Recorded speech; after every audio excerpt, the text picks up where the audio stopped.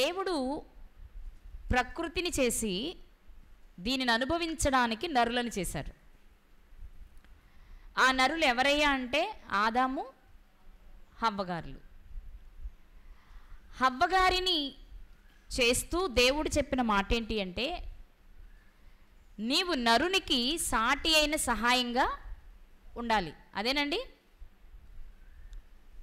స్త్రీని చేస్తూ దేవుడు చెప్పిన మాట ఏంటి, నరుడు ఒంటరిగా ఉండుట మంచిది కాదు, వానికి సాటి అయిన సహాయం కావాలి. కాబట్టి స్త్రీని నిర్మించి ఆయనకి అప్పగించడం జరిగింది. ఇప్పుడు స్త్రీ ఏం చేయాలి?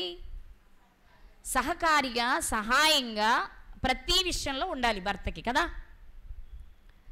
ప్రతి విషయంలో అంటే చెడులో కూడానా? అలా అనుకున్నారేమో సపీరా గారు కదా, యజబేలు గారు, అతల్య గారు.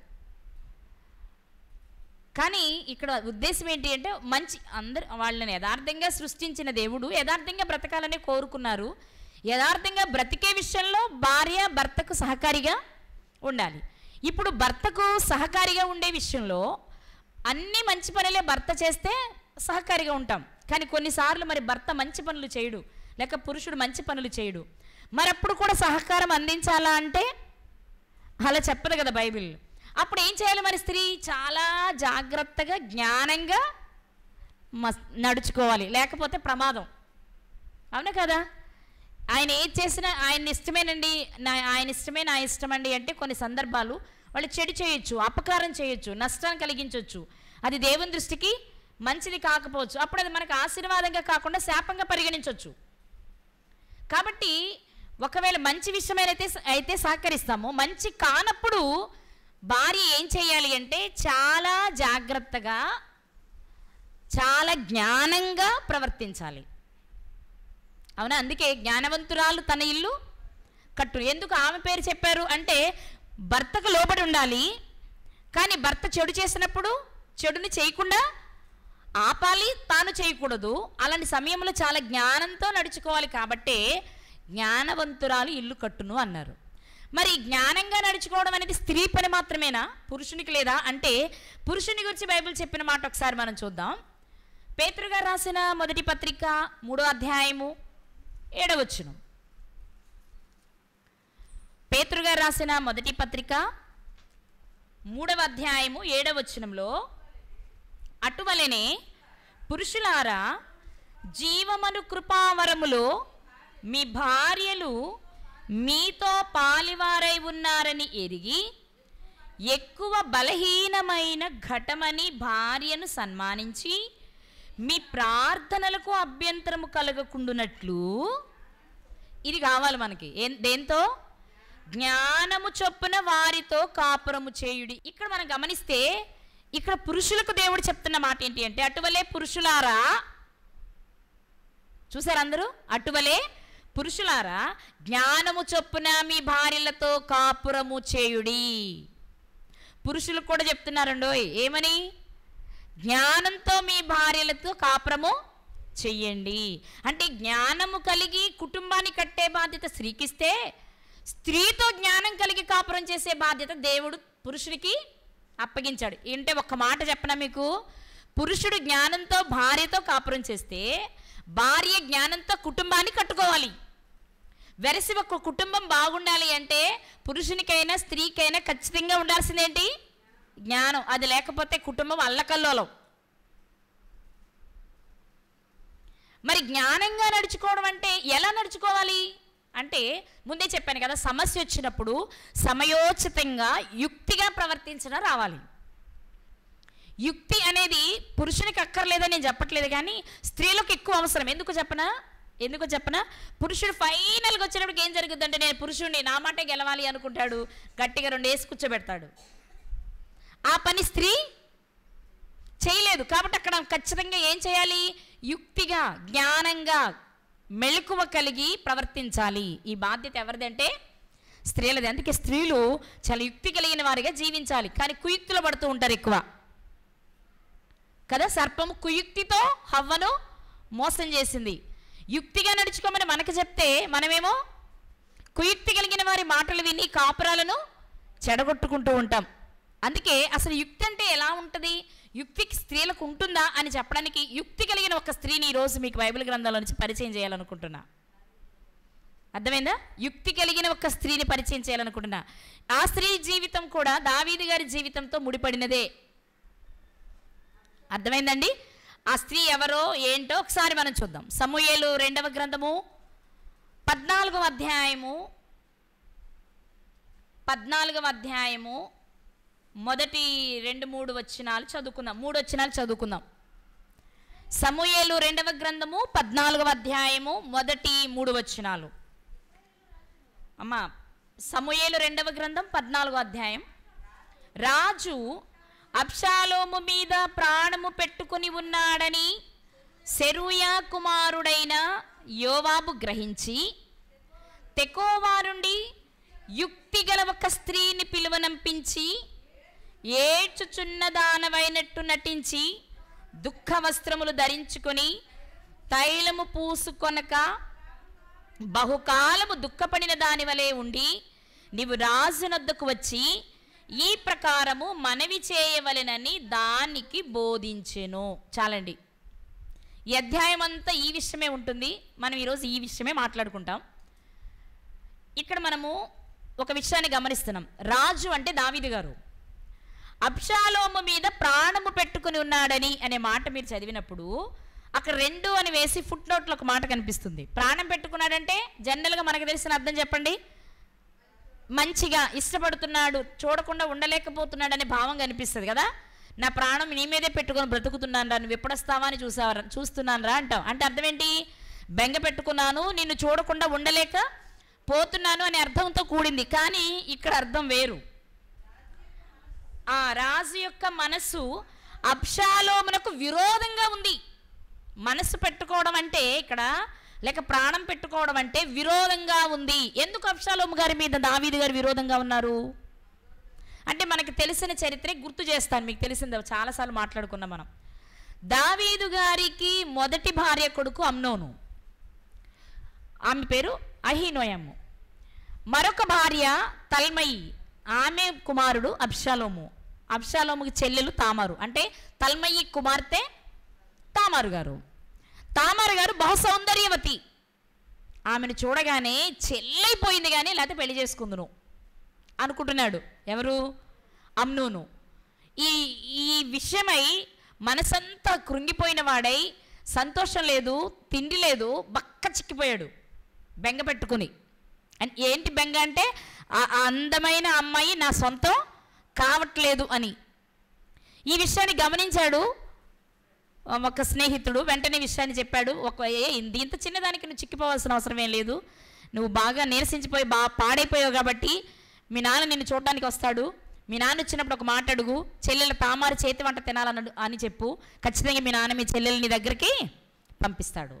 ఇక నీ ఇష్టం. మీ దగ్గరికి వచ్చిన తర్వాత చక్కని సలహా. ఇలాంటి సలహాలు ఇచ్చేవాడు చాలామంది ఉంటారు, తప్పుడు సలహాలు.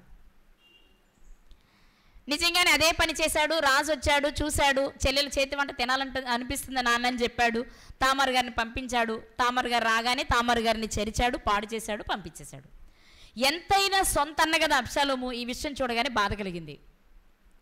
బాధ కలిగిన అబ్షాలోము ఏం చేయొచ్చు అంటే వెంటనే తండ్రికి చెప్పి ఆమెనిచ్చి అతనికి ఇచ్చి పెళ్ళి చేయొచ్చు. ఎందుకంటే సహోదరులను చేసుకునే ఆచారం అప్పటికి కొనసాగుతుంది కాబట్టి పాత నిబంధన కాలంలో. కానీ అలా చేయలా. ఆ కోపాన్ని మనస్సులో పెట్టుకుని 2 సంవత్సరాల తరువాత తన గొర్రెల వెంట్రుకలు కత్తిరించే రోజు ఆ రోజులు విందు చేసేవారు. పంట చేతికి వచ్చిన కాలం. ఇప్పుడు మన వాళ్ళు సంక్రాంతి ఎలా చేస్తారు? పంట చేతికి రాగానే సంతోషంతో. ఆ రోజుల్లో గొర్రె వెంట్రుకలు కత్తిరించడం అనేది అంత గొప్పగా భావించేవారు, విందులు చేసే వాళ్ళందరికీ. అలాంటి ఒక రోజు వచ్చినప్పుడు రాజుని తన ఇంటికి రమ్మని అబ్షాలోము ఆహ్వానించాడు. నేను రాలేను బాబు అని చెప్పాడు. అయితే అన్నలను పంపించమన్నాడు, అమ్నోను పంపించాడు. మొత్తానికి అమ్నోను ప్లాన్ ప్రకారం చంపేశాడు. చంపేసి ఏం చేశాడు అంటే పారిపోయాడు గెషూరు అమ్మమ్మ గారింటికి. ఒక మాట చెప్పాలనుకుంటున్నాను ఈ సందర్భంలో. ఎక్కువ శాతం పిల్లలు చెడిపోవడానికి కారణం అమ్మమ్మలే. బైబిల్ చెప్తుంది. ఇక్కడ తప్పు చేశాడు కదా, ఏ ఫ్రెండ్ ఇంటికో పారిపోవచ్చుగా, వెళ్ళడు. పోనీ ఇంటికే వెళ్ళిపోయి తల్లి చాటు అందరికి ఒకే ఇల్లేం కాదుగా, ఒక్కొక్కరికి ఒక్కొక్క గుడారాలు వేసుకునేవాళ్ళు కదా. అమ్మ దగ్గరికి వెళ్ళి దాక్కోవచ్చుగా, వెళ్ళడం. అమ్మమ్మ దగ్గరికి వెళ్తాడు. ఎందుకు తెలుసా? తప్పులన్నీ దాచేది అమ్మమ్మలు నాయనమ్మలే. అమ్మమ్మ అంటే వీళ్ళకి అమ్మమ్మ అనుకోండి, అవతలోడికి నానమ్మ. అక్కడ నానమ్మ అనుకోండి, యువతలోడికి అమ్మమ్మ. అంతే. ఎక్కడో చోట అమ్మమ్మలు అవుతారు వాళ్ళు, ఎక్కడో చోట నానమ్మలు అవుతారు. ఎక్కువ ఏం జరుగుతుంది ఇక్కడ? ఇతను ఏం చేశాడు అంటే వెంటనే గెషూరు వెళ్ళిపోయాడు. ఎందుకంటే గెషూరు రాజు తల్మయి కుమార్తె మైకా అబ్షాలోము తల్లి కాబట్టి అమ్మమ్మ గారి ఇంటికి వెళ్ళిపోయాడు. 3 సంవత్సరాలు ఉండిపోయాడు అక్కడ. కానీ దావీదు గారి మాత్రం మనస్సు నిండా కోపమే ఉంది. ఎందుకంటే అకారణంగా అన్నని చంపేశాడు. కానీ ప్రజలందరికీ ఉన్న అభిప్రాయం ఏంటంటే అబ్షాలోము చేసింది ఏం తప్పు కాదు. సొంత చెల్లెలు ఇంత పాడు చేస్తాడు అమ్నోను. మరి సొంత చెల్లి కాబట్టి ఎంతైనా బాధ ఉంటుంది కదా. అఫీషియల్గా తండ్రిని అడిగి చేసుకోవచ్చు. అక్కడికి తామారు గారు గుర్తు చేశారు, అన్నా నువ్వు నాన్నని అడిగితే తప్పకుండా నన్ను నీకు ఇచ్చి పెళ్ళి చేస్తాడు. నువ్వు ఇలా తప్పు చేసి ఇశ్రాయేలులో చెడ్డ పేరు తెచ్చుకోవద్దని బ్రతిమలాడింది ఆవిడ. కాబట్టి ప్రజలందరూ అబ్షాలోము పక్షాన్ని చేరుతున్నారు. దావీదు గారి మీద కూడా చాలామంది కోపం ఉంది. ఎందుకంటే ఇంత జరిగితే అసలు చెల్లిని కూతుర్ని చేర్చినందుకు అమ్నోను ముందు పనిష్మెంట్ ఇవ్వాలి కదా. ఇవ్వకపోగా పనిష్మెంట్ ఏదో అబ్షాలోము ఇస్తే కోపం ఎవరి మీద ఉంది ఇప్పుడు? దావీదు గారికి అబ్షాలోము మీద ఉంది. మరి చెల్లెని చేర్చడం, పాడు చేయడం అనేది అమ్నోను చేసిన తప్పు కాదా? అవునా కదా?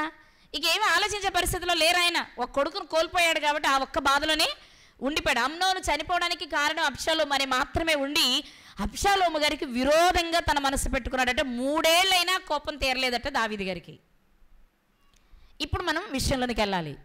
అలాంటి తరుణంలో అంటే అబ్షాలోము గెషూరులో ఉండగా, అమ్మమ్మ గారింటి దగ్గర ఉండగా ప్రజలందరూ మాట్లాడుకుంటారా లేదా? ఏమని?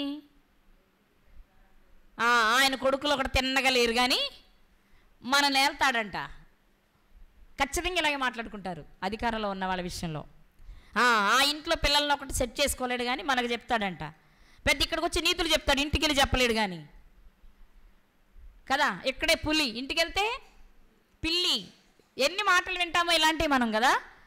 రాజ్యంలో కూడా ఇదే బయలుదేరింది దావీదు గారి మీద. చచ్చినోడు ఎలాగో చచ్చిపోయాడు కదా, తిరిగి వస్తాడా? ఏమి రాడు కదా. మరి ఇప్పుడు ఏం చేయాలి? వెళ్ళిపోయిన అబ్షాలోముకి ఒకసారి కబురు పెడితే చాలు కదా, ఒక్క కబురు పెడితే చాలు కదా, వచ్చేస్తాడు. ఉన్నోడిని కూడా ఎక్కడో పెట్టుకోవడం ఎందుకు? పోయినోడు ఎలాగో తిరిగి రాడు. ఆయన పోయినోడు మంచోడే ఏంటి? ఎటు కుదిరితేటు మాట్లాడేస్తాం కదా. ఈ మాటలు అందరూ మాట్లాడుకుంటూ ఉండుంటారు. మొత్తం మీద ఈ మాటలు యోవాబు చెవిని పడ్డాయి. యోవాబు గారు ఎవరు? సైన్యాధిపతి మరియు మేనల్లుడు, సెరూయా గారి కుమారుడు. సెరూయా గారు ఎవరు అంటే దావీదు గారి సహోదరి. సో మేనల్లుడు, 2 సైన్యాధిపతి. మరి 2 రకాలుగా బాధేస్తుందిగా. నా రాజుని అంటారా ఒకటి, నా మామని మేనమామని అంటారా ఒకటి. అసలు ఇలాంటి సాధారణమైన మనుషులతో నా మేనమామ ఎందుకు మాట పడాలి అని ఒక ఉపాయాన్ని ఆలోచించాడు ఆయన. ఆలోచించిన ఉపాయమే యుక్తి కలిగిన ఒక స్త్రీని తీసుకొచ్చి ఆమెతో నాటకం ఆడించాడు. ఆ నాటకమే ఇప్పుడు మనం మాట్లాడుకోవాలి. ఏంటి ఇప్పుడు మనం ఆలోచన చేద్దాం. యోవాబు గారు వెళ్ళి చెప్తే దావీదు గారు వింటారా? చెప్పలేం. 3 బాగుంటే వినొచ్చు, 3 బాగపోతే వినకపోవచ్చు. చెప్పేవాళ్ళు యోవాబు ఇప్పటివరకు చెప్పిన విన్నాను కానీ ఈ విషయంలో మాత్రం నేను ఒప్పుకోను. మనం చాలామంది నోట వింటాం, నువ్వేది చెప్పినా వింటానమ్మా, ఈ సంగతి మాత్రం వదిలే, ఇందులో నువ్వు వెంటనే ఒక నీ మాట కూడా విన్నని చెప్తూ ఉంటారు కొంతమంది. అలా అనొచ్చేమో. పరిస్థితి ఏంటో తెలియదు కానీ యోవాబు గారు చాలా యుక్తిగా ఆలోచించారు. ఏమని అంటే, ఈ సమస్య నుండి నా యజమానుని లేక నా మేనమామని బయటకు తీసుకురావాలి. 10 మంది నోళ్లలో ఆయన నానడం నాకు ఇష్టం లేదు. ఎందుకంటే అతను మంచివాడు. ఏదో 1 చిన్న పొరపాట్లు ఉన్నంత మాత్రం నేను చెడ్డవాడు అవ్వాల్సిన అవసరం ఏమీ లేదు. ఇంతమంది నోట్లలో పడాల్సిన అవసరం లేదు. నేను బయటకు తేవాలి అంటే ఏం చెయ్యాలి అని ఆలోచిస్తే ఆయనకు ఒక ఆలోచన తట్టింది. యుక్తిగా మాట్లాడే ఒక పురుషుడి తెద్దాం అనుకోలేదు. అర్థమైంది నా మాట మీకు? డ్రామాలు వేస్తారు కదా, నాటకాలు వేస్తారు కదా, పురుషులు వేస్తారా? మరి ఒక పురుషుని పిలవచ్చుగా. యోవాబు గారు ఒక పురుషుని పిలవచ్చా లేదా అండి? చక్కగా సమాధానం చెప్తే మాట్లాడుకుంటూ వెళ్దాం. మనం పురుషుని పిలవచ్చా లేదా? పిలవచ్చు. కానీ పురుషుడు ఈ సన్నివేశంలో ఆడే నాటకం కరెక్ట్ కాదనుకున్నాడేమో. ఎందుకంటే రాజు దగ్గర కదా వెళ్ళాలి. నాటకం ఎక్కడ ఆడాలి ఇప్పుడు? ఇంతకీ ఏ స్టేజ్ మీద ఆడాలి? దావీదు గారి ముందు ఆడాలి. ఆయన ముందంటే పురుషులంటే అంత రక్తి కట్టకపోవచ్చు. అదే ఆడపిల్లనుకో రాజుగారు గౌరవిస్తాడు, స్త్రీకి విలువిస్తారు కదా. స్త్రీలు ఆ రాజ్యంలో స్త్రీలు అంటే చెల్లెళ్ళగానో కూతురుగానో భావిస్తారు కాబట్టి త్వరపడి ఆవేశపడడానికి అవకాశం ఉండదు. కాబట్టి ఎవరిని తెస్తే బాగుంటుంది? ఒక ఆడపిల్లని తెస్తే బాగుంటుంది అనుకుని యూదయా దేశమంతా తిరిగి యుక్తి కలిగినటువంటి ఒక స్త్రీని తీసుకొచ్చారు. అర్థమైందా మీకు? ఆ దేశమంతా తిరిగితే యుక్తి కలిగిన వాళ్ళల్లో ఈ స్త్రీ పేరు రాయబడలేదు, తెక్కువ ఊరు నుండి తీసుకొచ్చారు. ఆ ఊరిలో ఉన్న ఈ స్త్రీ సెలెక్ట్ అయ్యింది అంటే ఈమె ఎంత తెలివిగా ప్రవర్తిస్తుందో కదా, ఎంత జాగ్రత్తగా కుటుంబాన్ని కట్టుకుంటుందో, ఏదైనా ఒక పాత్ర ఇస్తే ఎంత లీనమై అందులో నటిస్తుందో. అదే కదా మామూలుగా నటించడం అంటే నాటకం, సినిమా మనం ఏది తీసుకున్నా ఆ పాత్రలో జీవించాలి వాళ్ళు. అసలు ఆ పాత్ర వాళ్ళదేనా, వాళ్ళ జీవితమే ఆ పాత్ర అన్నట్లుగా జీవించిన వాళ్ళని మనం సహజ నటులు అంటాం. అవునా కదా? అబ్బా అసలు వాడు చేస్తుంటే నిజంగా నాటకం అనిపించలేదు, వాడి జీవితంలోనే అది జరిగిందా అన్నట్టు చేశాడు రా, ఏం పండించాడంట మనం మాటల్లో కదా. అలా చెయ్యాలి. ఇప్పుడు ఇలా చేసేటప్పుడు నేను ఎక్కడైనా నోరు జారుతానేమో, నేను ఎక్కడైనా బయటపడిపోతానేమో అనుకున్నారేమో యోవాబు గారు, లేదా పురుషులైతే తేలిపోతారు అనుకున్నారేమో. మొత్తం మీద యూదయా దేశమంతా తిరిగితే తెకోవా అనే ప్రాంతంలో యుక్తి కలిగినటువంటి ఒక స్త్రీ తారసపడింది. వెతికి తీసుకొచ్చి యోవాబు గారికి అప్పగించారు. ఏమండి, మాకు తెలిసినంత వరకు మన చుట్టూ ఉన్న వాళ్ళల్లో ఈమంత యుక్తిగా నటించే వాళ్ళని మేము చూడాలి. అంటే ఆమె ఎన్నో కొన్ని విషయాల్లో అలా ప్రవర్తించి ఉండొచ్చు, కొన్ని సన్నివేశాలు చూడకుండా తీసుకురారు. ఇప్పుడు తీసుకురావాలంటే అంతేనా, మనం ఎవరైనా ఒకరిని స్కూల్లో టీచర్గా అపాయింట్ చేసుకోవాలనుకోండి, ఖచ్చితంగా ఫస్ట్ డెమో తీసుకుంటాం. ఆ చెప్పిన వాళ్ళలో ఎవరు బాగా చెప్తే వాళ్ళని సెలెక్ట్ చేసుకుంటాం కదా. ఇప్పుడు ఇక్కడ ఏం చేయాలి? నాటకం వేయాలి. ఎలా వేయాలి? తన జీవితంలోనే జరిగిందా అన్నట్టు చెయ్యాలి కదా. అలా చెయ్యాలి అంటే ఆమెను ఎందుకు సెలెక్ట్ చేశారు? ఆమె జీవితంలో ఏవో కొన్ని జరుగుండాలి. ఆ జరిగినవి చూసిన వాళ్ళు, అబ్బో ఇలాంటి పనులకైతేనండి ఆ తిక్కో వాళ్ళ పలానా చోట ఒక ఆవిడ ఉంటుందండి, ఆవిడైతే బస్ సూపర్ చేస్తుందని చెప్పుంటారు. లేకపోతే వెళ్ళి ఆ ఊరే వెళ్ళి ఆమెనే పట్టుకుని ఎలా రాగలరు? అంటే ఈమె తెలివి, ఈమె యుక్తి యూదయా దేశం అంతటా తెలుసు అన్నమాట. అంతేనండి, అంతేనా? అక్కడికి వెళ్ళి ఎవరో ఒక్కరిని పట్టుకొచ్చారంటే లేదు ఇక్కడ కదా, ఎవరో ఒక్కరిని పెట్టుకురాలా. తెకోవా నుండి యుక్తి గల ఒక స్త్రీని పిలువనంపించి అక్కడి నుంచి పిలిపించారు అంటే ముందు యోవాబు గారు ఏం చేయాలి? సైన్యాధిపతి కదా, తన సైన్యంలో కొంతమందిని కూర్చోబెట్టి అడగాలి. ఏమని? రాజు పరిస్థితి బాగాలేదు, నేను చెప్దామంటే వినేలా లేడు, ఏం చేస్తే బాగుంటుంది? మీటింగ్ పెట్టుకొని ఉంటాడు తన సైన్యంతో. అందరు కలిసి డిస్కషన్ చేసుకున్నాక ఎవరైనా ఒక అమ్మాయిని తెచ్చి నాటకం వేపిస్తే ఖచ్చితంగా ఆయన మాట వింటాడు అని ఎవరో సలహా ఇచ్చుంటారు. ఎస్తేర్ గారు అలాగే వచ్చారు కదా సలహా మేరకే, అలాగే ఎవరో సలహా ఇచ్చుంటారు. ఓకే, అయితే వెళ్ళి పట్టరండి, యుక్తి కలిగిన ఒక స్త్రీని ఎలా మీరు వెతికి తెస్తారో, ఏం కనుక్కొని తెస్తారో పట్టుకురమ్మని చెప్పుంటాడు. వెళ్ళారు. వెళ్ళినప్పుడమ్మా చక్కగా జాగ్రత్తగా తెలివిగా ఏదైనా మాట్లాడాల్సి వస్తే తొందరపడకుండా, ఏదైనా చెప్పాల్సి వస్తే మనసులో పెట్టుకొని బయట పడకుండా ఉన్నది ఉన్నట్లుగా చెప్పగలిగిన వాళ్ళు ఎవరైనా ఉన్నారని అడిగే ఉంటారు కదా. అడిగే ఉండాలి, ఎంక్వైరీ చేసుకొని ఉండాలి. అప్పుడు ఆ నోట ఈ నోట ఎక్కువ మంది ఎవరి పేరు చెప్పుండాలి? ఈమె పేరు చెప్పుండాలి. అంతేనా? మీరు ఆ ఊరు ఈ ఊరు తిరగక్కర్లేదండి. ఆ తెక్కువకి వెళితే ఆ ఊరు పక్కన వంతెన పక్కన 3 ఇల్లే ఉంటుంది, అక్కడికి వెళ్ళండి చెప్పుండాలి. ఎందుకంటే ఎక్కువ మందికి ఈమె తెలివి, ఈమె యుక్తి తెలిసిన వారై ఉండాలి. కాబట్టి ఆ నోట ఈ నోట తెలిసింది, ఎక్కువ మంది నోట ఆ మాటే వచ్చింది. కాబట్టి యోవాబు గారు ఆమెను పిలిపించారు. పిలిపించగానే దగ్గరకు రాగానే చెప్పారు విషయం. ఆయన, అమ్మా నువ్వు ఒక మంచి నాటకం ఆడాలి, ఆడతావా? ఓకే ఆడతానండి. ఎలాంటి ఆట, ఎలాంటి నాటకం అంటే ఒక రాజు ముందు నువ్వు ఏడుస్తూ కొన్ని మాటలు చెప్పాలి. జనరల్గా నవ్వడం అంటే నవ్వేస్తాం కానండి, ఏడవడం కొంచెం కష్టం. ఏడ్చే సీన్లో కూడా ఆర్టిఫిషియల్గా చేసేటప్పుడు ఏడ్చే సీన్లో కూడా నవ్వు వస్తుంది, కానీ నవ్వే సీన్లో ఏడుపు రాదు. అవునా కాదు చెప్పండి? ఏడవలసి వచ్చింది అనుకోండి, ఏడ్చేటప్పుడు కూడా ఏం చేస్తావు? కొంచెం నవ్వొచ్చు, అంటే అది నటనని తెలిసినప్పుడు మనకి నవ్వొచ్చేస్తుంది. ఎంతో ప్రాక్టీస్ చేస్తే కానీ ఏడుపుగా నవ్వుగా పండించలేరు కదా. ఇప్పుడు నేను చెప్పారు, నువ్వు ఏడుస్తున్నట్టు రాజు ముందు నటించాలి అన్నారు.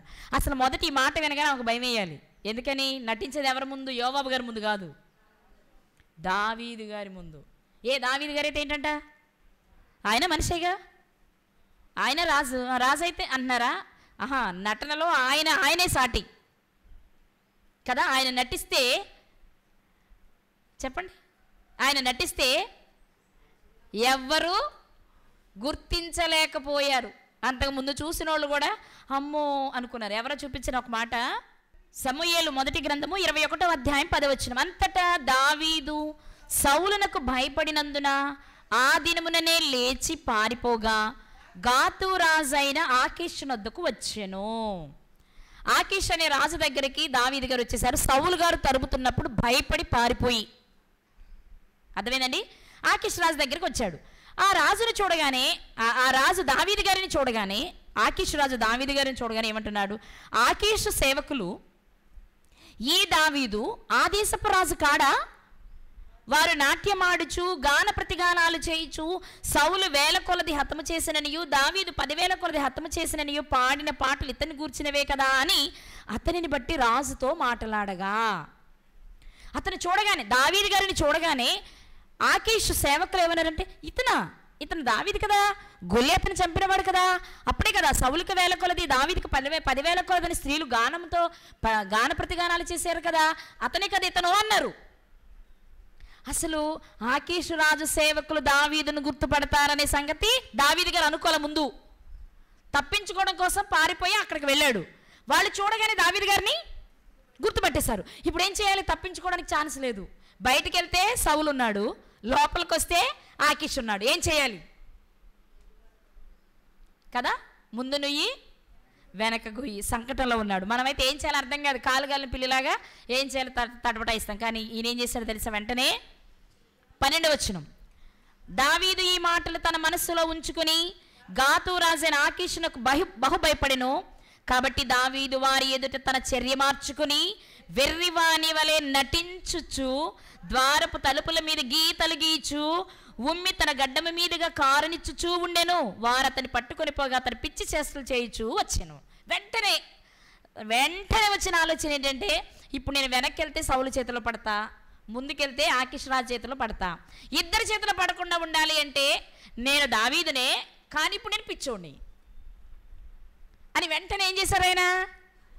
వెంటనే మీరు ఇప్పుడు ఊహించుకోవాలి, పిచ్చోళ్ళు నిజంగా ఎక్కువ సినిమాల్లో ఆటల్లో కూడా ఎక్కువ ఎలా చూపిస్తారంటే, తలుపు దగ్గర నిలబడి ఇళ్ళలో ఇలా గీసుకుంటూ ఉంటారు ఏళ్లతో కదా, లేకపోతే ఇళ్ళలో గోక్కుంటూ ఉంటారు. అది వెంటనే గుర్తొచ్చింది కాబట్టి దావీదు గారికి, తలుపు దగ్గర నుంచి గోడతో తలుపు గీసుకుంటూ చొల్లేమో అదే నోట్లో నుంచి ఉమ్ముని గడ్డ మీదుగా కింద కారిపోయినా అలా ఎవరు కార్చుకుంటారు? కొంచెం స్పృహ ఉన్న వాళ్ళు ఎవరు అలా చేయరు, వెంటనే తుడుచుకుంటారు ఒకవేళ వచ్చినా. కానీ అలా కార్చుకుంటూ ఉన్నారంటే ఎవరు? పిచ్చివాడులా చేష్టలు చేశాడు. ఎంతకంటే నటులు ఇంకెవరైనా ఉంటారు చెప్పండి? మీరు చెప్పాలి, మీరు ఉంటారా? ఆస్కార్ ఆ రోజుల్లో ఉంటే ఈయనకే ఇవ్వాలి. ఎవరికి? దావీదు గారు. ఇప్పుడు అలాంటి ఆయన ముందు నటించాలి ఈవిడ. ఇప్పుడు ఒకవేళ ఎక్కడైనా ఒక్క మాటలో దొరికిందో, నీ నాటకాలు నా ముందు కాదమ్మా, ఎందుకంటే ఆయనే బాగా గంతులేయగలడు, ఆయనకి గంతులు ఎవరు నేర్పేది కదా. ఇప్పుడు సెరూయా గారి కుమారుడైన యోవాబు గారు చెప్తున్న మాట ఏంటో తెలుసా? నువ్వు నటించాలి. ఎవరనుకుంటున్నావు? నటకిరీటి, నటభూషణ్, నటరత్న, నటశేఖర్, ఎన్ని బిరుదులు ఉన్నాయి అన్నిటికీ అర్హుడైనటువంటి రాజైన దావీదు గారి ముందు నువ్వు నటించాలి. వాస్తవంగా ఆ ప్లేసులో మనం ఉంటే అసలు మనం యుక్తి కలిగిన వాళ్ళం కాదు. మొదటి పాయింట్, ఒకవేళ కొద్ది గొప్ప ఏదైనా యుక్తిపరులు అని మనల్ని ఎవరైనా తీసుకొచ్చినా ఆ వ్యక్తి ముందు నటించాలంటే సారీ అండి, ఇంకేదైనా చిన్న చిత్తక వేషాలు ఇవ్వండి కానీ అంత పెద్ద వేషం నేను వేయలేను అని చెప్పి వెళ్ళిపోతాం మనం. ఎందుకంటే దావీదు అంటేనే రాజు ఒకటి. ఎందుకంటే రాజు ముందు నటిస్తున్నాము, మనం ఆడేది అబద్ధమని తెలిస్తే ఊరుకోరు, వెంటనే ఎవరెక్కడ అంటారు, శిరచ్ఛేదనం అంటాడు, అయిపోతుంది. అలా భయం. రెండోది, అతనే అసలు బాగా నటించగలిగిన సమర్థుడు, ఆయన ముందు ఇప్పుడు నటించడం ఇంకా కష్టం. కానీ దానిని ఆమె సవాలుగా తీసుకుంది. ఎవరైతే ఏంటండి మీరు నాకు ఏ స్క్రిప్ట్ ఇస్తే అది చదివేసి మీరు నటించమంటున్నారు, నేను జీవించేస్తా అని ఉంటుంది. నాకు తెలిసి నిజంగానే చేసింది అలా ఆవిడ. మీరు నటించమంటున్నారు, నేనేం చేస్తాను, జీవిస్తా. కావాలంటే చూసుకోండి, అయిపోయిన తర్వాత మీరే అంటారు నన్ను భలే చేసావమ్మా అంటారు నన్ను. చెప్పుంటుంది.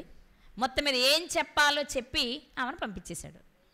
ఏం చెప్తావంటే, అమ్మా అయ్యా నేను విధవరాల్ని, నాకు 2 కొడుకులు ఉన్నారు, 2 కొట్టుకున్నారు, ఒకడు చచ్చిపోయాడు, ఒకడు ఉన్నాడు. ఈ ఉన్న ఒక్కడిని మిగిలిన వారంతా కలిసి అన్యాయంగా ఒకడిని చంపేశాడు కాబట్టి ఈ చంపినోడు మాకు అప్పగిస్తే మేము వీడిని చంపేస్తాం అంటున్నారు పెద్దలు. ఎందుకంటే కంటికి కన్ను పంటికి పన్ను. వాడి ఒకడిని చంపాడు కాబట్టి ఇప్పుడు వాడిని వేరే వాళ్ళు చంపేయాలి కాబట్టి వాడిని అప్పగించమంటున్నారు. మరి నాకు ఇంకెవరు లేరు కదా, నా భర్త చనిపోయాడు. నేను విధవరాలంటే ఏంటి అర్థం, నా భర్త చనిపోయాడు. నాకున్నది ఎందరు, 2. ఆల్రెడీ అందులో ఒక్క కుమారుడు చనిపోయాడు, ఇక ఉన్నదెవరు, ఈ ఒక్కడే కదా. ఈ ఒక్కడిని ఇచ్చేస్తే నా వంశం ఏమైపోవాలి, నా భర్త పేరేమైపోవాలి, ఉన్న ఆ భూమి ఎవరు అనుభవించాలి, పిల్లలు లేని నాకెందుకు ఇంకా జీవితం. కాబట్టి ఏదో ఒకటి చేసి ఆ ఒక్కడు బ్రతికి ఉండేలా చేసి నాకు చిన్న సహాయం చేసి పెట్టని అడుగు అని చెప్పారు.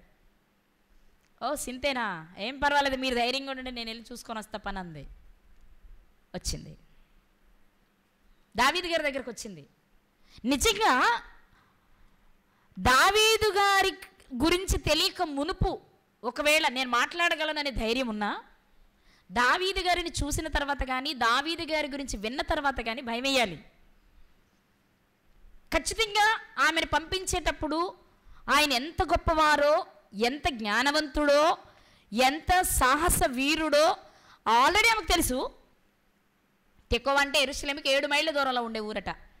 ఆల్రెడీ ఆమెకు తెలుసు. అయినా మరొక్కసారి తప్పకుండా యోవాబు చెప్పే పంపాలి. ఎందుకంటే ఒక రకంగా యుద్ధానికి పంపుతున్నాడు ఆమెను దావీదు గారితో. నువ్వు అనుకున్నట్టు కాదమ్మా, చాలా జాగ్రత్తగా నువ్వు ఈ పని చెయ్యాలి, ఏమైనా తేడా వస్తే అసలుకే మోసం, నీ పని అవుట్, నిన్ను పంపిన నా పని అవుట్, తెచ్చుకోవాల్సిన అక్షలం పని అవుట్. ఇన్ని విషయాలు చెప్పి ఆమెను పంపిస్తున్నప్పుడు అప్పటి వరకు ధైర్యంగా ఉన్నా అప్పుడు కొంచెం భయం వేస్తుంది మనకి. అవునా అండి, ఏదో అనుకున్నాను కానీ ఇది అనుకుంటే నేను వచ్చేదాన్ని కాను, మీరు ఎన్ని డబ్బులు ఇచ్చినా నేను ఇది మాత్రం చేయను. ఇవే డైలాగులు సాధారణమైన స్త్రీలు అయితే చేసేది, కానీ ఆమె అలా తీసుకోలేదు. ఈరోజు ఈ సందర్భాన్ని దేవుడు పరిశుద్ధ గ్రంథంలో వ్రాయించింది ఎందుకు అంటే, దేవుడు నిన్ను నమ్మి నిన్ను భూమి మీద నటించమని ఈ లోకానికి పంపించారు కదా. అంతేనా, ఈ లోకము నటనాలయం అని కదా మనం మాట్లాడుకుంటాం. కొరింథీ పత్రికలో రాయబడిన మాట ఇది. నటనాలయం అంటే వచ్చిన వాళ్ళంతా ఎవరు, నటులే. అంటే నువ్వు చేయాల్సింది కూడా ఏంటి ఇక్కడ, నటనే. కానీ నటన చేసేటప్పుడు నీకు ఖచ్చితంగా ఏముండాలి, యుక్తి ఉండాలి. లేకపోతే ఏం జరుగుద్ది, ప్రమాదం.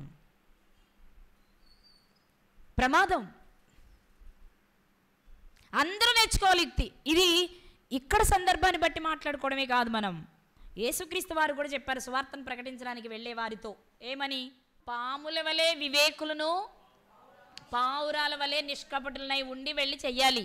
అంటే ఏం కావాలి, మీరు సువార్త ప్రకటించేటప్పుడు వివేకం, యుక్తి, అదేనా, జ్ఞానం అవసరం. ఇంటిలో పనిచేస్తున్నా, సమాజంలో పనిచేస్తున్నా, 10 మంది మీద నాయకుడిగా పనిచేస్తున్నా, లేక 10 మందిని దేవుని దగ్గరికి తేవడానికి సువార్త పరిచర్య నువ్వు చేస్తున్నా, ఏ విషయంలోనైనా నీకు ఖచ్చితంగా నీలో ఉండాల్సింది ఏంటి, యుక్తి జ్ఞానం ఉండాలి. ఓకే, తీసుకుంది, ఓకే, నన్ను నమ్మి పిలిచారుగా మీరు, తప్పకుండా నేను మీరు అనుకున్నది సాధించి వస్తా, నన్ను ఆశీర్వదించి పంపించండి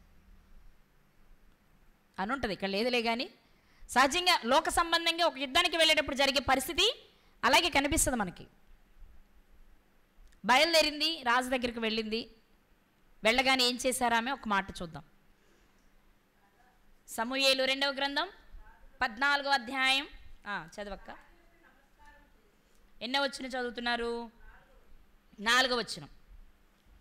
కాగా తెకోవా ఊరి స్త్రీ రాజు నొద్దకు వచ్చి సాగిలపడి నమస్కారము చేసి, రాజా రక్షించుము అంది. ఇది కామనే కదా, రాజు దగ్గరికి వచ్చినప్పుడు ఎవరైనా ఏం చేయాలి, నమస్కారం పెట్టాల్సిందే. అది సాష్టాంగ నమస్కారం చేయాల్సిందే. సాగిలపడి అన్న సాష్టాంగం అన్న అదే. ఓకే, నమస్కారం చేసి నన్ను రక్షించు అని అడిగింది. అడగగానే ఎవరు నువ్వు, ఏ ఊరి నుంచి వచ్చావు, ఎందుకు వచ్చావు, అసలు ఇక్కడ వరకు నేను ఎవరు రమ్మన్నారు, ఇవేమీ వేయలేదు రాజుగారు. అమ్మ నీ సమస్య ఏంటో చెప్పు అన్నారు. ఇక్కడ ఒక విషయాన్ని మనం గమనిస్తే, రాజు వరకు సమస్య వెళ్ళింది అంటే ఆయన కిందున్న వారు ఎవరూ దాన్ని తీర్చలేదని, అంతే కదా. అక్కడే తీరిపోతే కిందే చేసేస్తారు. అక్కడెక్కడ జరగలేదు, రాజు వరకు వచ్చిందంటే విషయం ఏంటి, అది ఆయనే తీర్చాలి. కాబట్టి ఈయన పెద్దగా ఆలోచించలేదు. వెంటనే ఏమన్నారంటే, అమ్మ ఏంటి నీ సమస్య ఏంటి చెప్పు, ఏం చేయాలి అని అడిగారు. అప్పుడు చెప్తుందామే,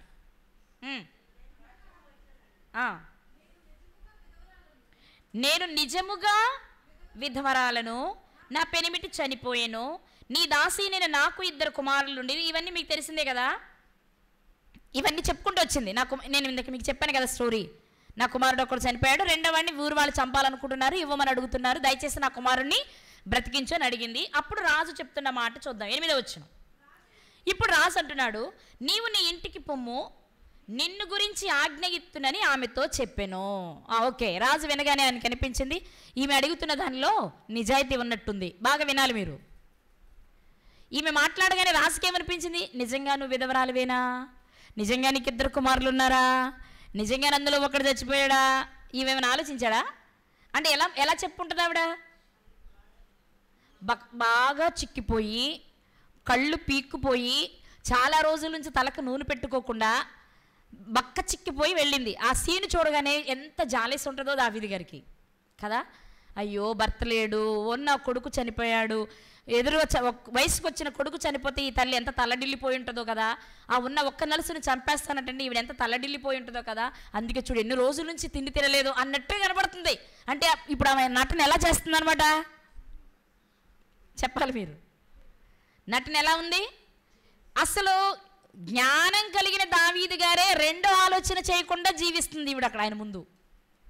అవునమ్మా ఇలా జరిగిందా, అయితే ఒక్కటే, నువ్వేమీ అధైర్యపడొద్దు, నీ కుమారునికి ఏమి కాదు, నువ్వు ఇంటికి వెళ్ళిపోయి ప్రశాంతంగా ఉండు, ఎందుకంటే నీ కుమారునికి ఎలాంటి నష్టము వాటిల్లకుండా చూసే బాధ్యత నాది. ఇచ్చేసాడు హామీ రాజు, చెప్పాలి ఇచ్చేసాడు. ఇప్పుడు ఏం చేయాలి ఈవిడ, మళ్ళీ ఒక సాష్టాంగ నమస్కారం చేసి వందనాలు పెట్టి ఇంటికి వెళ్ళిపోతే అయిపోద్ది.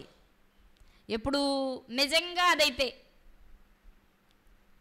నిజంగా ఆమె విధవరాలైతే, నిజంగా ఆమె కొడుకు చనిపోతే, నిజంగా ఇంకో కొడుకు చావు బతుకుల మధ్యలో ఉంటే, కానీ ఇది నిజం కాదుగా, అందుకే వెళ్ళట్లే అక్కడి నుంచి. అర్థమైందా, అప్పుడు ఏం చేస్తుందో చూద్దాం.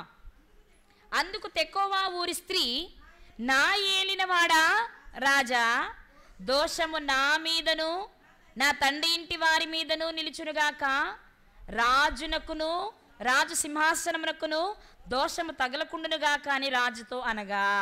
మళ్ళీ చెప్తుంది ఏదో, నన్ను క్షమించు, నా తండ్రి ఇంటి వారిని క్షమించు, ఇది నా దోషం అని భావించు అని ఏవో చెప్తుంది.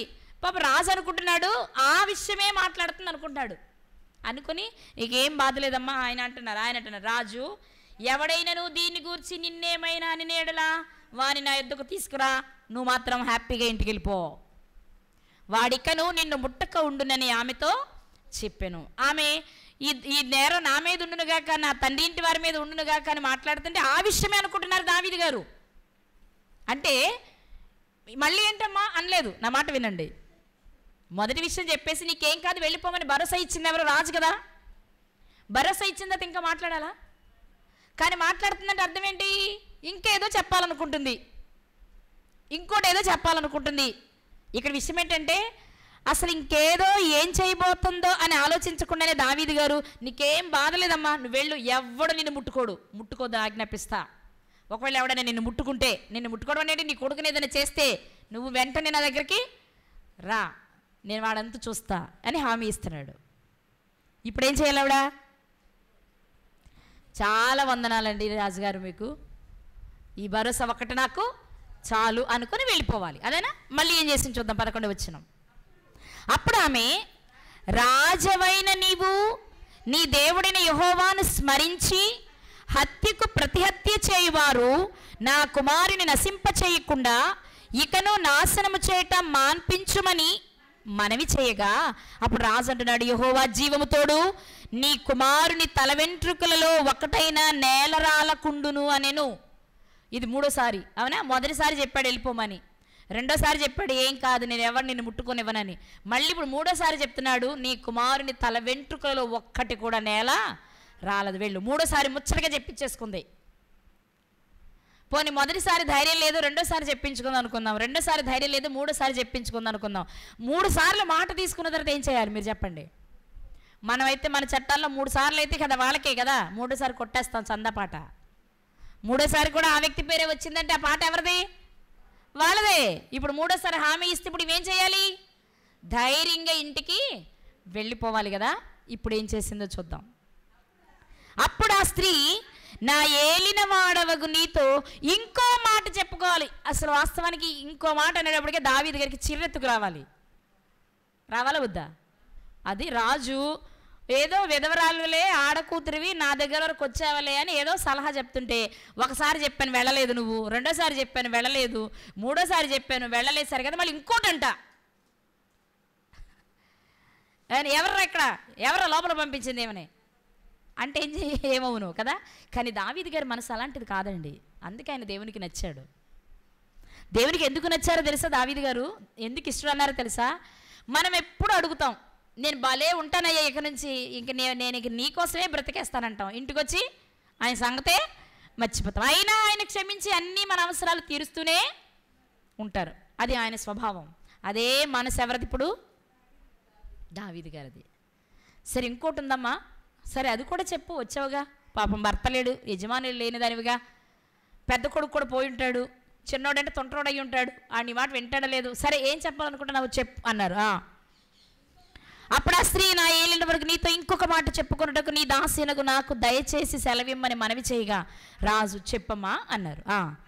అందుకు ఆ స్త్రీ, దేవుని జనులైన వారికి విరోధముగా నీవెందుకు దీనిని తలపెట్టి ఉన్నావు? ఎంత ధైర్యం కావాలండి ఈ మాట అనడానికి? అవునా? దేవుని జనులైన వారికి విరోధంగా నువ్వెందుకు దీన్ని తలపెడుతున్నావు? నువ్వే దేవుని పనికి ఆటంకంగా ఉన్నావు రాజా, ఆ మనుషుడు నువ్వే అని నాతాను గారు అన్నంత స్పీడ్గా అంటుంది ఈవిడ. నాతాను గారు అనేటప్పుడు సిచ్యువేషన్ వేరు. ఆల్రెడీ బత్షెబా గారితో పాపం చేసి కూరుకుపోయి ఉన్నాడు కాబట్టి ఆ మనుషుడు నీవే అనగానే ఎంతో కొంత. ఇక్కడ సీన్ అది కాదుగా, ఆమె అవసరం కోసం వచ్చింది అంటే విషయం ఆయనకి తెలియదు. తెలిసినంతవరకు ఏంటి, ఆమె అవసరం కోసం వచ్చింది. వచ్చి నీవేమంటుంది? నీ దేవుని జనులైన నీ ప్రజలకు నువ్వు ఆటంకంగా ఉన్నావు అంటే అసలు రాజుకు నచ్చుద్ది మాట? ఎవర్రా ఇక్కడికి తెచ్చింది? ఎవర్రా దీన్ని ఇక్కడ లోపలికి రానిచ్చింది? ముసలాన్ని, విధవరాల్ని. అయ్యో పాపం పోన్లే పాపం అనుకుని నేనేదో ఊకొడుతుంటే ఇంకోటి చెప్పడమే కాదు, అసలు సమస్యే నా నెత్తి మీద పెడుతుంది. తీసుకెళ్ళరా దీని అవతలకి, ఊరి తీయని లేదా నరికేయండి అనాలి కాదా? కానీ మరి అంత ధైర్యం ఆమెకి ఎలా వచ్చింది చెప్పాలి? అంత ధైర్యం ఎలా వచ్చింది? ఆ మాటల్లో ఉన్నటువంటి పరిస్థితి, దావీదు గారి మనస్సు, రెండు ఆమె మాట్లాడే మాట విన్న తర్వాత ఆయన తీసుకునే రియాక్షన్ ఆవిడకి తెలుసు. అందుకే ఆమెని ఏ స్త్రీ అన్నారు? యుక్తిగల స్త్రీ. ఈ మాట అనగానే ఇప్పుడు రాసేమంటాడండి, ఏంటి నేను చేసే పని, ఏంటి నేను చేసిన తప్పు? ఎందుకంటే ఏంటి నేను చేసింది అని వెనక్కి తిరిగి చూసుకునే అలవాటు దావీదు గారికి ఉంది అని సంగతి ఎలా తెలుసు? నాతాను గారు వచ్చినప్పుడు చేసింది అదే. అప్పుడు కూడా రాజు కాబట్టి వినాల్సిన అవసరం ఏమి లేదు, మంచైనా చెడైనా. ముందు నాతాను గారిని పంపించి శిరఛేదనం చేపించవచ్చు, కానీ అప్పుడు అలా చేయలే ఆయన. అవును నేను నిజమే తప్పు చేశాను అని పశ్చాత్తాపడ్డారు. 51వ కీర్తన రాశారు. ఈ సంగతి యోవాబుకు తెలుసు. ఈ సంగతి ఖచ్చితంగా ఈమెకు తెలిసినా తెలియపని యోవాబు గారు చెప్పుండాలి. అడుగుదు కదా, ఏమోనండి నాకు భయం వేస్తుందండి రాజుగారు ముందుకు వెళ్ళాలంటే. అంటే నీకేం భయం లేదు, నువ్వు చెప్పు, ముందు మెల్లగా మొదలుపెట్టు, తర్వాత నరికేయి కొరికేయి. నువ్వే చేసినా ఆయన వెనక్కి తిరిగి ఆలోచించుకునే మనసు కలిగిన వాడు కాబట్టి నేనేమన్నాడు, నీకెందుకు నేనున్నాను వెనక్కి వెళ్ళు నువ్వు సపోర్ట్ అన్నాడు. అందుకే ధైర్యం చేసింది. ఏమంటుంది ఆవిడ? దేవుని జనులైన వారికి విరోధముగా నీవెందుకు దీనిని తలపెట్టి ఉన్నావు? రాజు ఆ మాట సెలవిచ్చుడు చేత తాను వెళ్ళగొట్టిన తన వాణ్ణి రానియక తానే దోషేగుచున్నాడు కదా. రాజా, ఎందుకు దేవుని ప్రజలకు విరోధంగా దోషం చేస్తున్నావు? దేవుని ప్రజల ఎవరి విషయమా? నాకేం అర్థం కావట్లేదే. నువ్వేం చెప్పడానికి వచ్చావు? నీ కొడుకు గురించి చెప్పడానికి వచ్చావా, ఇంకేదైనా చెప్పడానికి వచ్చావా అని అనట్లా. ఆ మాట ఎప్పుడైతే ఆమె ఎందో వెంటనే అర్థమైపోయింది రాజుకి. ఏమని? నా కొడుకు కోసమే మాట్లాడుతుంది అని. అప్పుడు కూడా అనొచ్చు రాజు ఏమని? తెలుసులే, నా కొడుకు గురించి నాకు తెలుసు, కానీ అది నువ్వు నాకేమీ చెప్పక్కర్లా, నోరు మూసుకొని నువ్వు నీ పని నువ్వు చేసుకో. ఎవడు అసలు నేను ఇక్కడ రానిచ్చింది, ఎవడు పంపించాడు నేను ఇక్కడికి అని 4 దులిపేసి పంపించవచ్చు. కానీ వెంటనే విషయము ఆయనకి అర్థం అయిపోతుంది. ఆయనకు అర్థమయ్యేలా చెప్పేస్తుంది ఆవిడ. అది అక్కడ విషయం. ఎలా చెప్పింది? డైరెక్ట్గా చెప్పలే. రాజా, నా కొడుకుకు తల వెంట్రుకలో ఒకటైనా కింద పడనివ్వని అంటున్నావులే, కానీ నీ కొడుకుని తెచ్చుకున్నావా అనొచ్చు. కానీ అలా అడుగుంటే ఖచ్చితంగా రాజు కోపం వచ్చేది. నా కొడుక్కి తల వెంట్రుకలు ఒకటైనా రాలనివ్వని అంటున్నావు, నాకు హాని చేయనివ్వని అంటున్నావు, నా కొడుకును బ్రతకనిస్తానంటున్నావు, నా కొడుకును ముట్టుకున్న వారిని చంపేస్తానంటున్నావు. బాగుందిలే, కానీ నీ కొడుకు సంగతి ఏంటయ్యా? అబ్షాలోము ఏం చేసా? 3 ఏళ్ళు అయింది, ఇంతవరకు చూసావా? పిలిపించావా? అందే అనుకోండి, ఎలా ఉండేది? సీన్ రివర్స్ అయ్యేది. కానీ ఆమె ఎలా చెప్పిందో తెలుసా? దేవుని ప్రజలైన వారికి విరోధంగా నువ్వెందుకు చేస్తున్నావు? ఇక్కడ దేవుణ్ణి పెట్టింది, దేవుని ప్రజలను పెట్టింది. ఏ మాట పెడితే వర్కౌట్ అవుద్దో ఆమెకు తెలుసు. కాబట్టే ఆమెను గురించి దేవుడు వ్రాయించిన మాట ఏంటో తెలుసా? యుక్తిగల స్త్రీ. అందుకే మనం ఎప్పుడు చెప్పుకుంటాం సామెతల గ్రంథంలోని ఒక మాట, సమయోచితముగా పలుకబడిన మాట చిత్రమైన వెండి పళ్ళెములో బంగారు పండు లాంటిది. అలాంటిదే అన్నమాట ఈమె వాడింది. అందుకే పేర్లు ఎత్తలేదు, కానీ విషయం దావీదు గారికి అర్థమయ్యేలా మాట్లాడింది. అంతేకాదండి, ఆమె వాడిన అత్యద్భుతమైన ఒక మాట ఏంటో తెలుసా? 17వ వచనం, అదే అధ్యాయం 17వ వచనం. మరియు నీ దేవుడైన యెహోవా నీకు తోడై ఉన్నాడు గనుక నా ఏలిన వాడవును, రాజునకు నీవు దేవుని దూత వంటి వాడవై మంచి చెడ్డలన్నీ విచారింపచాలియున్నావు. ఏమని వాడుతుందో తెలుసా? అసలు నువ్వు ఎలాంటి వాడవో తెలుసా రాజా? దేవదూతల వంటి జ్ఞానం కలిగిన వాడు. నీ జ్ఞానం ముందు ఎవరు సాటి? ఇంత జ్ఞానవంతుడమైన నీవు ఇలా చేయడం ఏం బాగాలేదు. ఈ మాట ఎప్పుడంటుంది? ఓ, నీకు యోవాబు ట్రైనింగ్ ఇచ్చి పంపించాడు కదూ అన్నాడు ఆయన. విషయం ఈ మాట వినగానే ఏమన్నారు? ఎవరక్కడ? దీన్ని తీసుకెళ్ళండి, బయట తోసేయండి ముసల్దాన్ని అనలా. నిన్ను యోవాబు పంపాడమ్మా, యోవాబు నీకు బోధించనా అన్నారు. అనగానే ఇప్పుడు రెండో మాట వాడుకుంటుంది ఆవిడ. ఏమని? నాకు తెలుసు రాజా, నువ్వు జ్ఞానవంతుడివి. ఇక్కడ ఈ స్త్రీ నుంచి మనం నేర్చుకోవాల్సిన విషయం ఏంటి అంటే, ఏ సందర్భంలో ఎలాంటి యుక్తి కలిగిన మాట పలకొచ్చో ఆమెకు బాగా తెలుసు. అందుకే ఆమెను యుక్తి కలిగిన స్త్రీ అన్నారు. యూదయ దేశమంతా తిరిగి మరి ఆమెను ఏరి కోరి పట్టుకొచ్చారు. నటించమని యోవాబు గారు చెప్పారు, కానీ నిజంగానే జీవిస్తుంది. ఒక్క మాటలో కూడా దావీదు గారు కోపపడడానికి కానీ, అనుమానించడానికి కానీ, కాదు అనడానికి కానీ వీలు లేకుండా మాట్లాడింది. యోవాబు చెప్పాడమ్మా, సరే నువ్వు చెప్పినట్టు చేస్తా, ఇక నువ్వు వెళ్ళు. అవునయ్యా, నన్ను ఆయనే పంపాడు. నిజమే, మంచి విషయమే కదా. కానీ ఒక్క మాట చెప్తాను రాజా, నీతో ఒక్క మాట చెప్తా అని ఒక అద్భుతమైన సందేశం ఇచ్చిందండి తెకోవా స్త్రీ. ఇది ప్రతి ఒక్కరికి జీవితకాలం అంతా గుర్తుపెట్టుకోవలసిన మాట. అదేంటి అంటే 14వ వచనం, మనమందరము చనిపోదుము కదా రాజా? అందరం చచ్చిపోతాం కదా, కాదా? చనిపోదుము కదా, నేలను ఒలికిన మీదట మరలా ఎత్తలేని నీటి వలె ఉన్నాము. ఈ మాట దావీదు గారికి ఆవిడ చెప్పాలా? చెప్పండి, దావీదు గారికి ఆమె చెప్పాలా? ఆయన కీర్తనలు ఎన్ని రాశారు? నీడ లాంటి వాడు, గడ్డి లాంటి వాడు, ధూళి లాంటి వాడు రాశారా దావీదు గారు? మాట్లాడరా మీరు? ఎన్ని మాటలు రాశారండి. ఆయనకి ఏం చెప్తుంది? ఏమని? ఆయన వాడని పదం చెప్తుంది కదా. ఏమని? నేలను ఒలికితే ఎత్తలేని నీటి లాంటిది కదా రాజా జీవితం అంది కదా. అంటే ఇప్పటికే నువ్వు మరణించుంటే నీ కొడుకుని క్షమించకుండానే ఉంటే, చనిపోయినోడు ఎలాగో రాడు, కానీ బ్రతుకున్న వాడిని క్షమించకుండా చనిపోతే నీ పరిస్థితి ఏంటి? ఇది ఆ మాటలోని ఆంతర్యం. 2, చనిపోవాలి కదా ఏదో ఒకరోజు.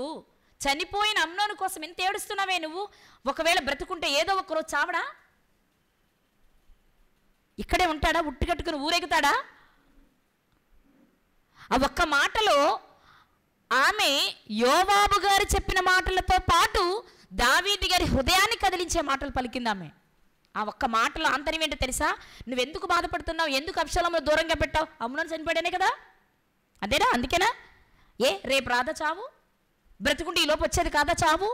అందరికీ ఎలాంటి చావులే వచ్చాయా? ఏదో ఒక రూపంలో వారికి టైం ముగిస్తే వెళ్ళిపోవలసిందే కదా. మరి ఎవరైనా వెళ్ళిపోవాలని తెలిసి వెళ్ళిపోయినోడు కోసం ఎందుకయ్యా ఎంత ఏడుస్తున్నావు? 1, అమ్నోను విషయంలో. 2, ఒకవేళ మరణం నీకు రాదనేమనుందా? ఇప్పటికే నువ్వు మరణిస్తే నీ పరిస్థితి ఏంటి? నీ కడుపున పుట్టిన వాడిని క్షమించకుండా చనిపోయే పరిస్థితికి నువ్వు వెళ్ళిపోతే ఇక నీకు దేవునికున్న బంధం ఏంటి? దావీదు గారితో పలుకుతున్న అమూల్యమైన ఒక మాట, మనందరము చనిపోతాం కదా, నేలను ఒలికిన నీరు మరలా ఎత్తలేం కదా. ఈ చిన్న విషయం నీకు తెలియని వాడివేం కాదు కదా రాజా, ఎందుకు మరి ఇలా ప్రవర్తించావు? నిజంగా ఈ మాటలు పలికేటప్పుడు యోవాబు గారు చెప్పిన మాట కాదు ఇది. తన అనుభవం, తనకు తెలిసిన మాటని ధైర్యంగా మాట్లాడేసి, ఎందుకంటే ముందు కొంచెం మాట్లాడింది, కొన్ని మాటలు ఆయనతో మాట్లాడింది కాబట్టి ఆమెకు ధైర్యం వచ్చేసింది. ఆ ధైర్యం తాము పలుకుతున్న మాట ఏంటి అంటే, ఈ చిన్న విషయం తెలియని వాడివా నువ్వేమన్నా? ఆల్రెడీ చనిపోయిన వాడి కోసం బ్రతుకున్న వాడిని దూరంగా పెడతావా? ఆలోచించుకో ఒకసారి. అనకపోయినా ఆలోచించుకునేలా మాట్లాడింది. అందుకే ఈ స్త్రీని ఏ స్త్రీ అన్నారు? యుక్తిగల స్త్రీ అన్నారు. ఆ తర్వాత మిగిలిన మాటలన్నీ మాట్లాడుకుంటూ వచ్చింది. కానీ ఆమె పలికిన ఒక్క మాట సమయోచితమైన మాట. 1, మరణం అందరికీ ఉంటుంది అనేది అందులోని మొదటి విషయం అయితే, మరణించిన వాడి కొరకు ఎందుకు ఇంకా ఏడుస్తున్నావు అనేది 2వదైతే, బ్రతుకున్న వాడిని బ్రతుకుండగానే చనిపోయిన వాడిలా చేసేసావే అనేది 3వదైతే, అందరికీ మరణ సహజం కదా, ఆ మాత్రం క్షమించలేవా నీవు? ఇంత తెలిసిన నీవు క్షమించలేవా? నేనెవరో నీకు తెలియదు, నా స్థితి ఏంటో నీకు తెలియదు, కానీ నేను ఒక విధవరాలనని, నాకే సహాయం లేదని, నా పిల్లవాడు చనిపోయాడని నేను కొంచెం కన్నీరు కాచి నీ కళ్ళ ముందు నటిస్తేనే నువ్వు తట్టుకోలేక ఏం చేస్తున్నావు? నాకు సహాయం చేస్తానని నీ కుమారుని తల వెంట్రుకలో ఒకటి కూడా నేల రాలేదని మాటిస్తున్నావే, కానీ నీ కొడుకు విషయం నువ్వు చేస్తున్నదేంటి?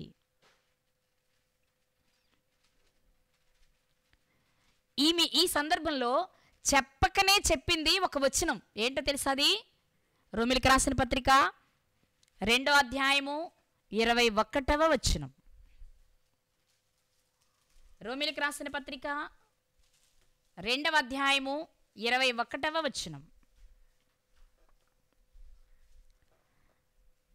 వెలుగులో ఉన్నవాళ్ళు తీసి కాస్త చదవండి అమ్మా. 2:21. ఎదుటివానికి బోధించు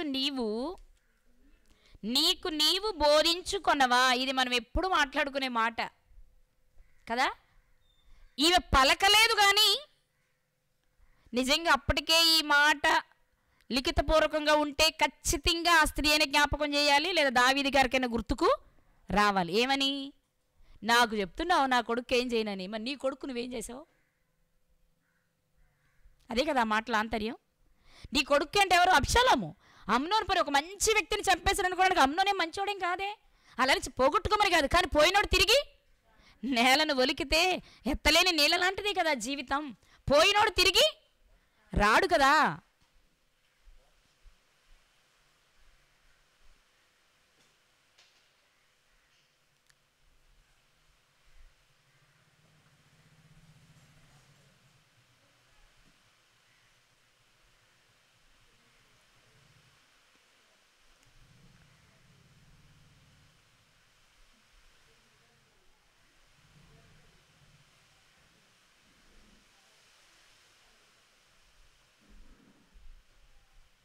ఓకేనా?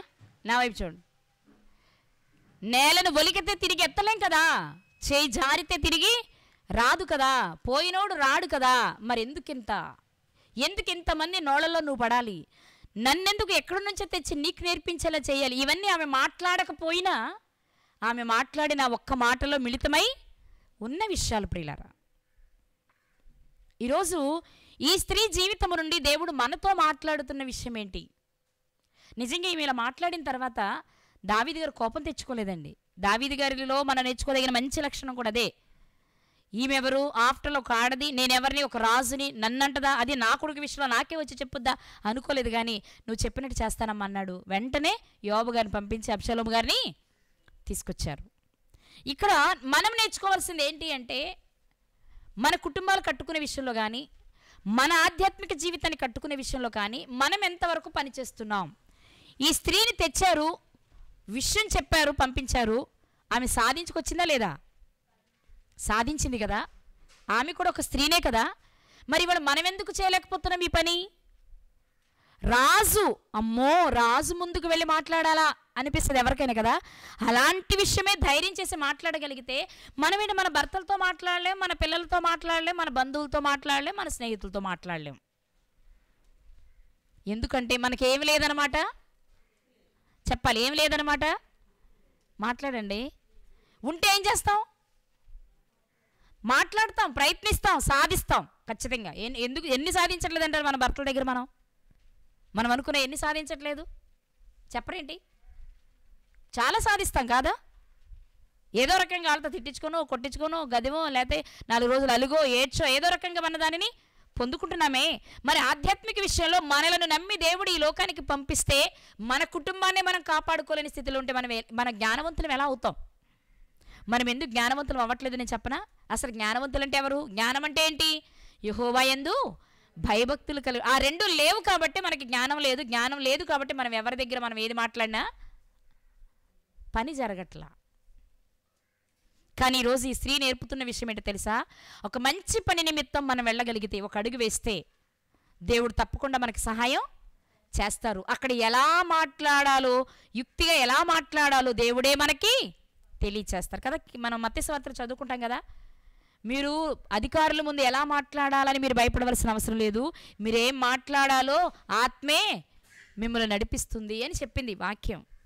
అంటే దేవుని పని విషయంలో మనం ఒక నిర్ణయాన్ని తీసుకొని ముందుకు సాగుతున్నప్పుడు అక్కడ ఎలా మాట్లాడాలి, ఎవరితో మాట్లాడాలి, ఎంతవరకు మాట్లాడాలి, ఆ పనిని ఎలా సాధించాలి, దానిలో విజయాన్ని ఎలా పొందాలి అనేది మనం ఆలోచించవలసిన అవసరత లేదు. అక్కడ ఎలా మాట్లాడాలో దేవుడే మనకి సహాయం చేస్తారు.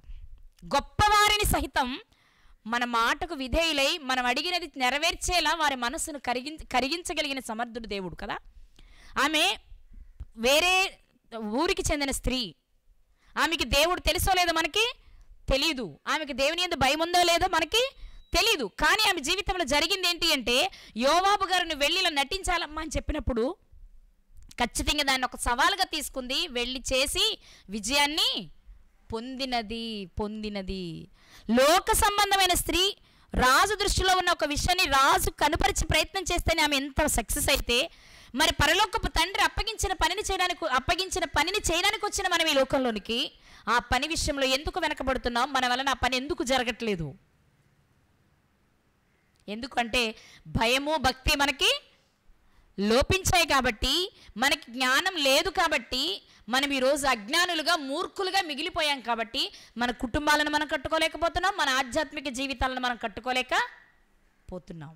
కానీ ఈరోజు దేవుడు తెకోవా ఊరి స్త్రీని మన ముందు పెట్టి చెప్తున్న మాట ఏంటి తెలుసా? ఆమె యుక్తి కలిగినది నీకుందా?